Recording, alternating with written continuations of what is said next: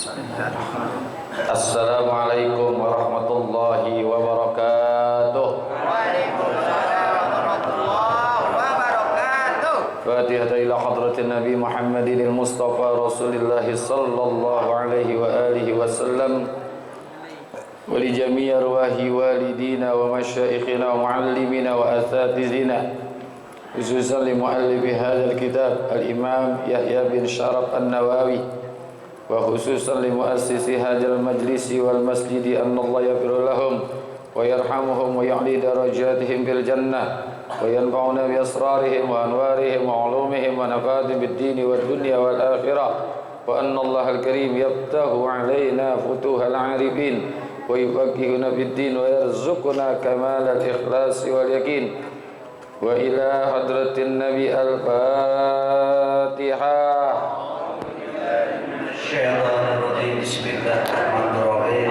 Alhamdulillahirabbil alamin arrahmanirrahim maliki yaumiddin iyyaka nasta'in ihdinas siratal mustaqim siratal ladzina an'amta 'alaihim ghairil maghdubi 'alaihim waladdallin. Ya Rabbi bil Mustafa balligh maqasidana waghfir lana ma madha ya wasi'al karami. Ya Rabbi bil Mustafa balligh maqasidana waghfir lana ma madha ya wasi'al karami. Lana min amrina rashada waj'al ma'unatakal husna lana madada. Ya Rabbi bil Mustafa balligh maqasidana waghfir lana ma madha ya wasi'al karami. Wa qad wajjahtu ya amali ila rajai ka wajhan sa'ilan wa yada. Ya Rabbi bil Mustafa balligh maqasidana waghfir lana ma madha ya wasi'al karami. Rajai sawabun anta ta'lamuhu faj'al sawabi dawa masitri li abada. Ya Rabbi bil Mustafa balligh maqasidana waghfir lana ma madha ya wasi'al karami. Allahumma salli wa sallim wa barik alaihi wa Bismillahirrahmanirrahim. Alhamdulillahilladzi ja'ala ta'limana ta'liman mubarakan fi tuli hayatina wa ja'alahu sababan li husnil khatimati fi akhir umrina. Wassalatu wassalamu ala Taha Muhammadin sayyidina wa ala alihi wa sahbihi humul fudala'i wal kurama. Amma ba'du wa bisanadil muttasili ilal imami muhaddisi rahimahullah wa adaman naf'a bihi wa bi barakati ulumihi wa bikum fid daraini amin. Qala radhiyallahu ankum fa akhbirni anis sa'ati. Qala mal mas'ulu anha bi a'lama minas sa'ili. Maka berkatalah orang yang datang kepada Rasulullah sallallahu alaihi wasallam, fa akhbirni anis sa'ah. Beritakanlah kepadaku tentang hari kiamat. Beritakan kepadaku tentang hari kiamat, kapan terjadinya. Ini lanjutan hadis yang kedua ketika Rasulullah datangi oleh orang yang berbaju putih, berambut hitam, dan bertanya tentang Islam, iman, ihsan. Nah, saat ini dia bertanya tentang kapan kepastian terjadi kiamat. Qala, maka Rasulullah SAW menjawab, mal mas'ulu anha bi'a'lama minas sa'il. Rasulullah menjawab, tidaklah yang ditanya itu lebih tahu dari yang bertanya. Ini bahasa diplomatis, bahwa Rasulullah pun tidak tahu kapan pastinya terjadi kiamat. Itu karena merupakan rahasia Allah. Ya, malaikat yang datang juga, orang yang datang kagak tahu. Karena urusan kiamat itu adalah urusan Allah. Sila nanti surah ke-31 ayat yang paling akhir, surah Luqman ayat yang ke-34. Innallaha indahu ilmus sa'ah. Ini merupakan rahasia Allah nih, yang disebutkan di dalam surah Luqman ayat ke-31. Innallaha indahu ilmus sa'ah wa yunazzilul ghaisa wa ya'lamu ma fil arham wa ma tadri nafsun ma za taksibu gada wa ma tadri nafsun bi ayyi ardin tamutu innallaha alimun khabir. Ayat paling pojok sekali di surah Luqman. Innallaha indahu ilmus sa'ah. Sesungguhnya pada sisi Allah lah segala pengetahuan tentang hari kiamat. Ini yang pertama nih. Ini merupakan pengetahuan Allah saja. Yang lain gak ada yang tahu. Manusia manapun gak ada yang tahu. Jangan manusia, malaikat, setan gak tahu nih. Yang 5 ini gak ada yang tahu nih. Kan 5 perkara. Ini rahasia Allah. Nah, itu tentang kiamat. Yang tahu hanya Allah. Dulu ada yang sok tahu, namanya Mama Loren. Itu bukan tahu dia, tapi sok. Dia bilang kiamat itu terjadi 2012. Alhamdulillah belum 2012 dianya udah mati. Kiamat bagi dia. Ini rahasia Allah, nggak ada yang tahu manusia kapan terjadinya. Memang sudah dibuka tanda-tandanya gitu. Ada alamat atau tanda-tanda kecil, amaratul sighar, ada alamatul kibar. Tanda-tanda besar, ada tanda-tanda kecil. Tapi pasti terjadinya nggak tahu.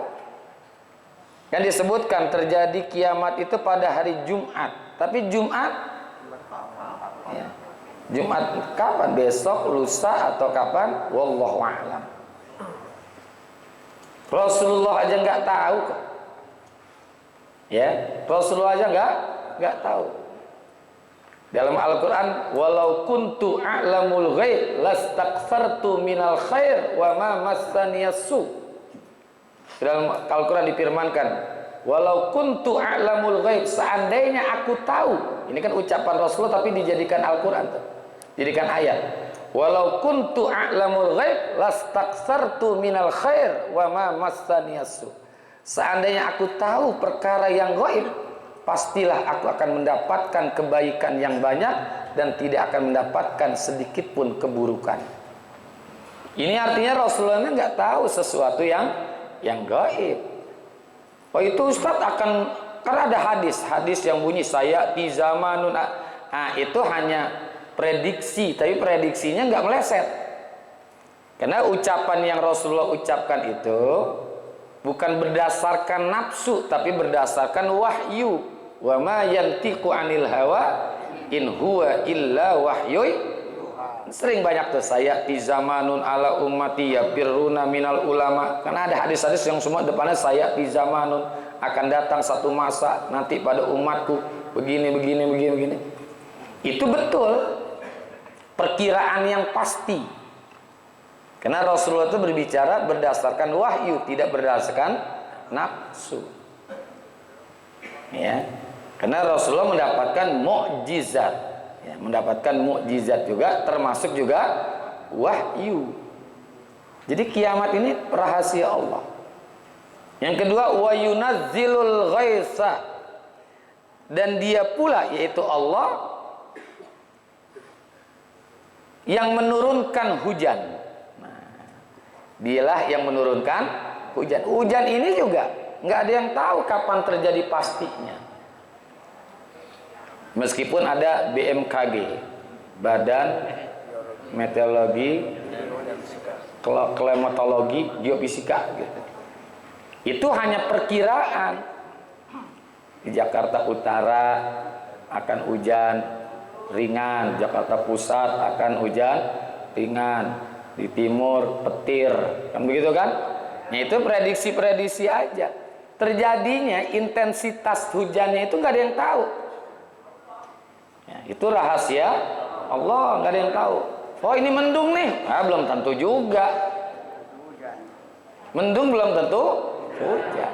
Makanya kalau kita melihat gelagat tanda-tanda bakal hujan, jangan kita yakini bakal hujan.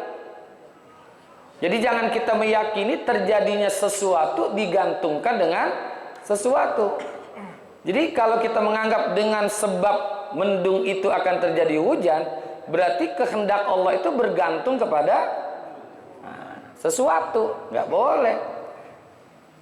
Karena apapun yang ada, apapun yang terjadi, semuanya atas kehendak Allah. Terjadinya dan tidak terjadinya semua atas kehendak Allah. Bukan karena sesuatu. Wah, gara-gara mendung nih. Enggak.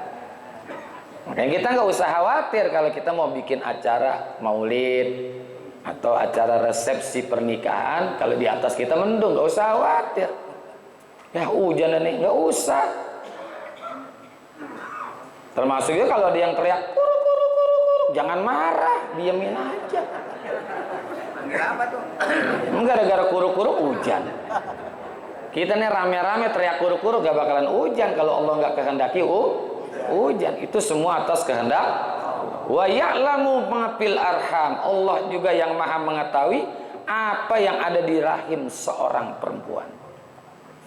Anak maksudnya. Ya, kalau kita perkuat lagi dengan surah Ar-Ra'd, Allahu ya'lamu ma tahmilu kulla unsa. Allah mengetahui apa yang dikandung oleh setiap perempuan.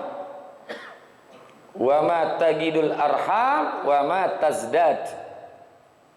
Termasuk juga yang dikandung oleh perempuan sempurnanya atau kurangnya. Ya, tambahannya atau kurangnya. Apakah tuh anak dalam kandungan rahim kurang, sempurna, atau justru bertambah? Ya, ada yang cacat atau tidak cacat. Itu rahasia Allah, meskipun alat sekarang sudah ada. Ultrasonografi. Kalau dipendekin namanya USG, ultrasonografi. Itu sekedar prediksi aja. Kecuali Rasulullah. Kalau Rasulullah pasti. Ya. Lahirnya Rasulullah itu sudah pasti. Kayak orang dipesan. Ya, kayak orang dipesan itu. Jadi Nabi itu lahir itu pengen punya anak seperti ini. Benar tuh. Ya, anaknya lelaki. Benar tuh, udah pasti. Ya. Itulah Nabi kita Muhammad sallallahu alaihi wasallam. Dan ketika Rasulullah itu lahir kan ibundanya Aminah ditemani oleh dua perempuan mulia, yaitu Siti Asiyah dan Siti Maryam. Dalam riwayat ada 4, tambah Siti Sarah dan juga Siti Hawa. Tapi yang paling kuat adalah Siti Asiyah binti Mazahim dan Siti Maryam bin Imran. Siapa Siti Asiyah? Istri daripada Fir'aun. Siapa Maryam?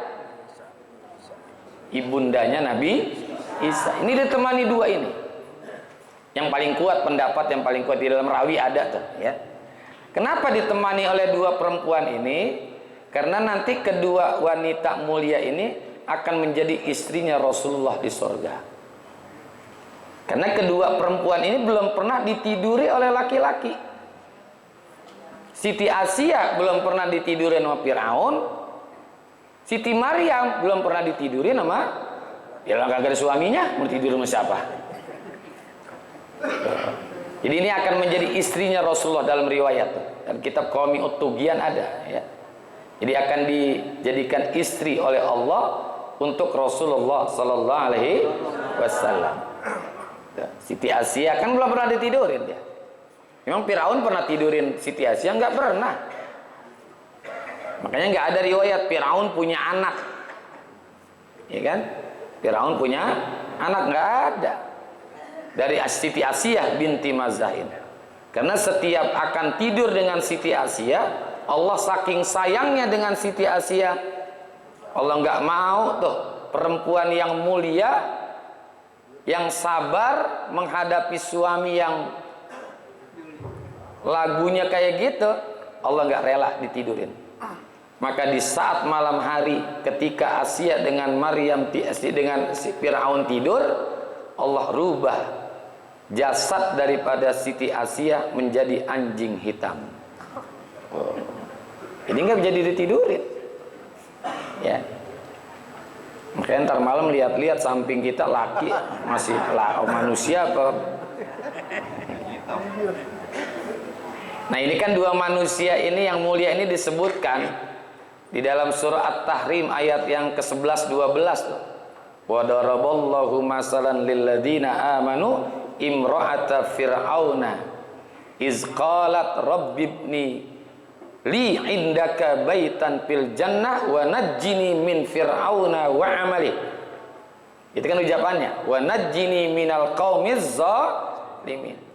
Siti Asia enggak minta kepada Allah itu supaya Fir'aun itu dimatiin.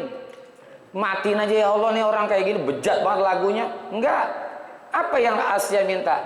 Minta dibangunkan istana di sorga. Saya tinggal di istana kayak tinggal di neraka. Ya Allah, bangunin saya istana di sorga. Wa najjini min fir'auna, dan selamatkan aku dari Fir'aun. Enggak minta cerai. Justru dia mencabut gugatan.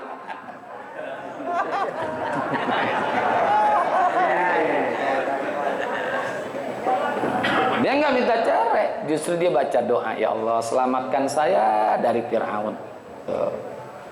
Itulah wanita mulia yang pertama adalah Siti Asia. Yang kedua Fir'aun, wa Maryam ibnata Imran allati ahsanat farja. Ya.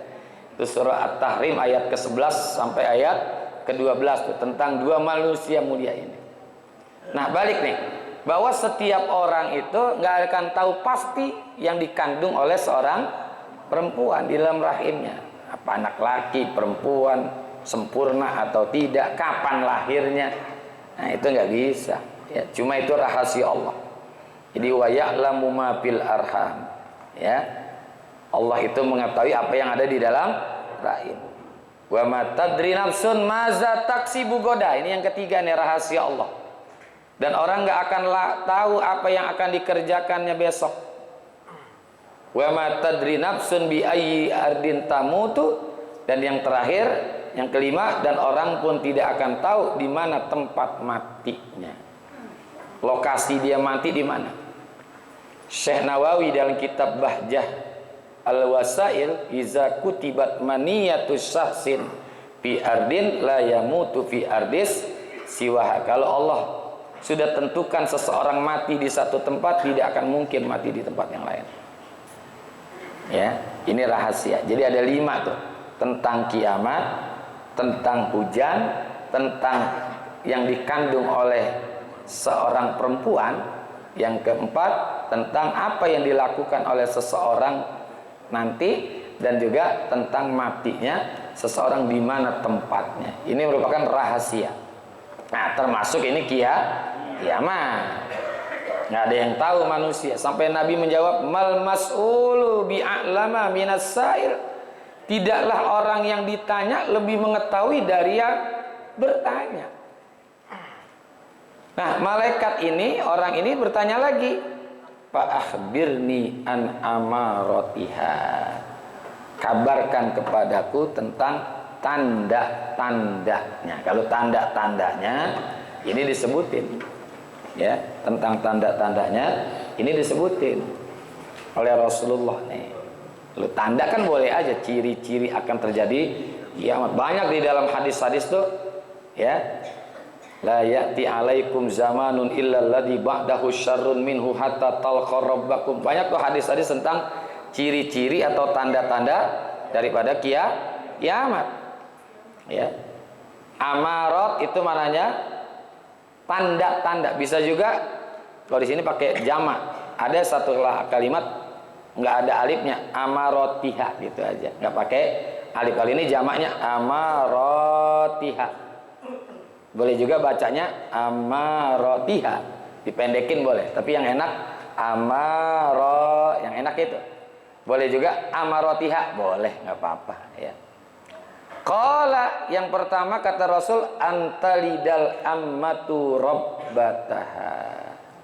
Ciri-ciri atau tanda-tanda akan terjadi kiamat apabila seorang ibu melahirkan tuannya. Jadi seorang ibu melahirkan tuannya. Ini cuman takwil yang Rasulullah berikan. Banyak makna-makna yang dinamakan kenapa seorang ibu melahirkan tuannya. Ini takwil. Tapi yang paling kuat bahwa nanti di akhir zaman akan banyak anak yang durhaka kepada ibunya. Yang durhaka kepada ibunya. Ibunya diperbudak, disusahin, dirongrong. Bahkan ada yang dipenjarakan tuh ibunya. Sampai ada yang dibunuh oleh anak kandungnya sendiri. Sebabnya banyak. Bisa karena setelah menikah dia punya suami bejat, diojok-ojogin, berebutan warisan. Suaminya kagak punya agama lagi, suruh ngelawan ibunya sendiri. Nah ini nih, hati-hati nih. Ya makanya perlu juga hati-hati, ya. Ini tidak menutup kemungkinan kita bakal punya anak yang kayak gini nih, nauzubillah. Ya. Makanya cari agama yang paling pertama kan begitu. Cari agama, jangan segantengnya doang. Ganteng tapi galak, ngapain?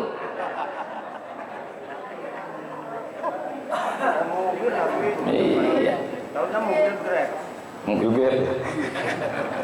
Tuh, ganteng galak buat apa? Mendingan jelek. Ya, iya. Tapi baik, ya enggak? Ya Bu ya? Iya. Tuh, nih jadi hati-hati nih. Nanti bisa jadi tuh suaminya atau istrinya bisa memprovokasi supaya melawan kepada ibunya. Padahal kan dia lahir dari ibunya sendiri. Makanya ibu itu kan derajatnya 3 derajat daripada laki-laki. Ibu kaulah wanita yang mulia, derajatmu 3 tingkat dibanding ayah. Kan gitu kan? Kau mengandung lagi, lahir lagi, ngandung lagi, lahir. Nih, di akhir zaman seperti ini banyak anak itu sudah durhaka kepada orang tua. Jangan ngarep berkah hidup kalau durhaka sama orang, apalagi ibu yang menyebabkan secara zohir adanya kita. Terus sakitnya di saat melahirkan ibu kita gak bisa kita bayar dengan harta yang kita miliki. Sakitnya tuh. Kira-kira sakitan melahirkan apa khitan? Bu, sakitan ngelahiran apa khitan? Hah? Melahirkan. Kalau kata saya sakitan hitan, Bu.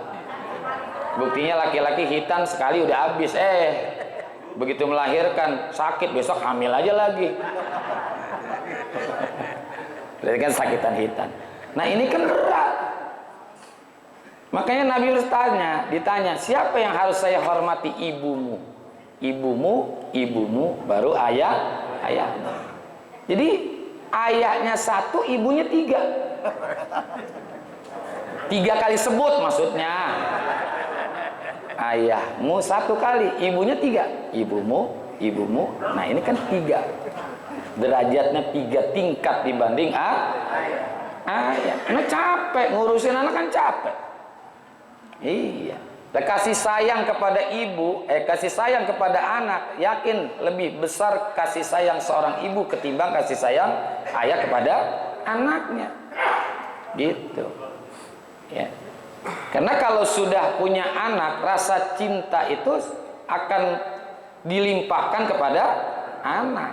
Tuh. Makanya bapak nggak usah cemburu kalau ketika sudah punya anak, rasa cinta servis kepada suami kurang seperti ketika belum punya anak, wajar. Karena fokusnya sekarang kepada anak-anak. Karena anak itu kan bagian daripada ujian. Innama amwalukum wa auladukum fitnah. Kan karakter anak itu ada 4. Yang pertama, anak itu menjadi musuh nih. Lihat surah At-Taghabun ayat 14. Ya ayyuhalladzina amanu inna min azwajikum wa auladikum aduwwan lakum fahzaruhum fa in taqu wa tasfahu wa taghfiru fa innallaha ghafurur rahim. Itu surah At-Taghabun tuh. Ayat 14. Tuh, musuh. Nah, tadi tuh anak yang merongrong, nyusahin, nyakitin orang tuanya. Ya. Yang kedua, anak itu bisa menjadi sumber bencana. Ayatnya ayat yang ke-15 pada surah yang sama, innama amwalukum wa auladukum fitnah. Anak itu ujian, bikin kita capek, bikin kita pegel, betul nggak? Iya, bikin kita kurang tidur, kurang istirahat. Coba dah. Dulu lagi nggak punya anak, tidur kapan aja bisa. Tapi begitu dia baru punya anak, udah susah tidur tuh. Malam-malam jam 2 anaknya bangun kencing, ya kan? Gantiin popoknya dulu. Entar teriak-teriak, nangis-nangis, ngasih makan lagi. Ya kan dari sore tuh. Dari sore. Ini fitnah. Ujian buat seorang tua. Belum lagi nanti begitu besarnya begini, lanjut sampai kepada dewasanya. Bahkan nama baik orang tua itu bisa rusak gara-gara anak. Nama baiknya tuh. Nah, itu bisa jadi rusak gara-gara anak. Ibu bapaknya rajin banget ngaji. Anak yang berbuat salah, yang disebut anak siapa dia? Anaknya si Fulan. Anaknya si Fulan. Nah, ini fitnah. Yang ketiga, anak itu bisa menjadi perhiasan. Surah Al-Kahfi. Al-malu wal banun zinatul hayatid dunya. Harta dan anak itu zina, perhiasan. Tapi perhiasan hidup duniawi. Kita senang kalau anak kita diwisuda. Kalau kita nggak kuliah, yang kuliah anak kita. Tapi ketika dia diwisuda, kita senang. Bangganya luar biasa. Apalagi anaknya bisa nyanyi, tampil di TV. Dianterin ke TV, anaknya nyanyi, ibunya pakai jilbab, anak kayak Tarzan. Senang nggak? Senang. Tuh, itu zina. Yang terakhir, anak itu bisa menjadi permata hati. Ya, ini yang kita pengen nih. Surah Al-Furqan yang menjadi doa kita, Rabbana hablana min azwajina wa zurriyyatina qurrata a'yun waj'alna lil muttaqina imama. Itu doa kita. Menjadi qurrata a'yun, pengen punya anak yang bisa menyedapkan pandangan kita, enak dilihat, nyenengin hati kita. Sholat rajin, ibadah rajin, diperintahnya enggak susah. Itu yang kita pengen anak, punya anak kayak gitu. Tapi punya anak kayak gini kan enggak gampang, mesti ada mujahadah. Makanya Rasulullah ada satu buku yang ditulis, saya lupa namanya, kalau enggak Syekh Abdurrahman, ya, ada buku judulnya Abnaul Muslimin wa Kaifa Rabbahum Nabiyul Amin. Anak-anak Islam dan bagaimana Rasulullah itu mendidik mereka. Cara didikan Rasulullah. Kita ini didik anak sekarang lebih berat ketimbang orang tua kita didik kita waktu dulu. Ya pertama nih, gampangnya, zaman sekarang udah zaman gadget. Kita dulu telepon aja susah. Ya, telepon aja susah. Sekarang udah gadget. Kita kan susah mengontrolnya. Yang kedua, TV. Dulu cuma 1 channel, itu juga hitam putih. hitam putih. Ada yang TV yang pakai hordeng gitu tuh, grek gitu. Kakinya 4. Kadang-kadang akinya habis, ngeriep. Kadang-kadang udah nggak enak dah. Kalau sekarang TV lihat, channelnya berapa? Ratusan. Bukan hanya puluhan, ratusan. Dulu kan cuma TVRI, itu juga mulai ini jam berapa? Jam 6 sore. Ya, maghrib tuh udah baru mulai tuh. Ya kalau musik kagak banyak seperti dulu. Ya, sekarang udah banyak bener. Dulu kan Aneka Ria Safari. Kalau sekarang kan banyak tuh musik ini. Belum lagi infotainment segala macem. Masya Allah, berat. Mainan dulu belum nggak kayak gini, makanya sekarang banyak kehilangan mainan. Main gangsing, nggak ada jarang main gasing. Main dampu, tak umpet. Apalagi tuh yang pakai kayu gini plak gitu, lompat kayunya apa namanya? Kadal. Hah? Kadal. Awal lupa saya tuh. Kadal. Nah, itu kan udah jarang sekarang. Mainannya sekarang macam handphone aja bocah. Mobile Legend. Wah, Mobile Legend. Nih, sekarang kita lebih berat mendidik anak kita ketimbang orang tua kita dulu mendidik diri kita. Nah, belum lagi ada aturan-aturan. Kalau dulu kita dipukul sama guru, coba pulang ngadu sama bapak kita, bukan dibelain, dipukul lagi. Sekarang Bukan guru lu yang salah, lu yang salah. Nggak mungkin guru lu akan memukul kalau lu nggak salah. Begitu nggak? Kalau sekarang coba kita pukul anak orang, urusan. lu kayak ngempanin anak gua aja lu. Anak gua dipukul, lah ustadz digituin. Iya. Sekarang kan susah kita didik yang benar, tapi justru jadi salah. Sekarang ada undang-undang namanya apa sih namanya itu? KPIA, itu kan, Komisi Perlindungan Anak Indonesia. Ya, dulu mah enggak disabet pakai rotan kaki juga sampai gebel. Enggak ada tuh kapok ngaji, enggak ada. Besok ngaji lagi. Karena orang tuanya mendukung. Lu ngaji lagi, awas lu nggak ngaji lagi, lu jam makan lu di sini lo. Kan gitu. Karena orang tua kita dulu sadar. Ya. Kalau kita sholat kagak sholat ya subuh ditendang pintu kita. Abah saya kalau saya kesiangan ditendang ke pintu. Sampai rusak. Apa kata abah saya? Gua mendingan pintu gua rusak daripada lu yang rusak. Betul nggak? Kalau pintu rusak kita panggilnya tukang. Jadi, dan kalau anak rusak panggil siapa? Tuh, itu prinsip orang tua kita dulu begitu, tegas. Bukan galak tapi tegas. Kalau sekarang kita mau tegas kayak gitu, ya udah nggak bisa. Ya udah nggak bisa. Makanya ya kita harus tahu metodologi pendidikan untuk anak kita. Itu yang di buku itu ada tuh. Abnaul muslimin wa kaifa rabbahum nabiyul amin gitu. Gara-gara dijewer aja merah nih, dipisum. Ya. Dijewer merah, dipisum, dibawa ke dokter. Diaduin dah. Ya Allah, ya. Maka sekarang banyak anak-anak yang manja, ya, anak-anak yang manja begini segala macam. Ya kurang kualitasnya. Itu anak yang menjadi permata hati, ini yang sangat kita harapkan. Jadi ciri-ciri akan datang kiamat, banyak anak yang durhaka kepada orang tua, terutama kepada ibunya. Ibunya ya, padahal dia tadi capek, orang ibu tuh ngurusin anak, ya kan? Ya Allah. Wa antarul khaffatal urrata wallahu a'lam bissawab. Dah sampai sini aja dah, mudah-mudahan manfaat, panjang umur, sehat afiat, lulus kita punya hajat dunia, hajat akhirat, mati husnil khatimah. Fatihah.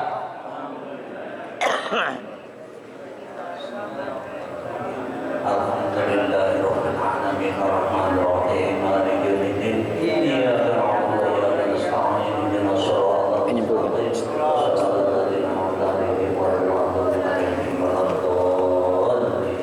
Hadanallahu wa iyyakum ajmain, waffaqanallahu wa iyyakum ila tariqil qayyim. Wassalamu alaikum warahmatullahi wabarakatuh.